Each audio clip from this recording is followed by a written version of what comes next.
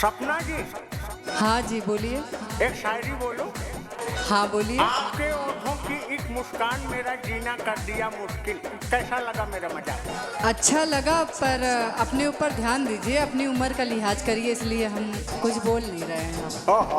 कोयल बिन बगिया ना सोहे राजा, कोयल बिन बगिया ना सोहे राजा, कोयल बिना बगिया ना सोहे राजा, कोयल बिना बगिया ना सोहे राजा, कोयल बिना बगिया ना सोहे राजा, कोयल बिना बगिया ना सोहे राजा।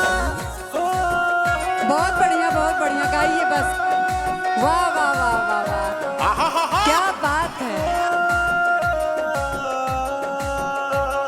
थोड़ा मेरे ऊपर ध्यान देके। भाई भतीजा बिना नैहर न शोभे, नैहर न शोभे राजा, नैहर न शोभे, भाई भतीजा बिना नैहर न शोभे, नैहर न शोभे राजा, नैहर न शोभे, भाई भतीजा बिना नैहर न शोभे, देवरा बिना, देवरा बिना अंगना ना सोहे राजा, देवरा बिना अंगना ना सोहे राजा, कोयला बिना बगिया ना सोहे राजा, कोयला बिना बगिया ना सोहे राजा। सपना जी।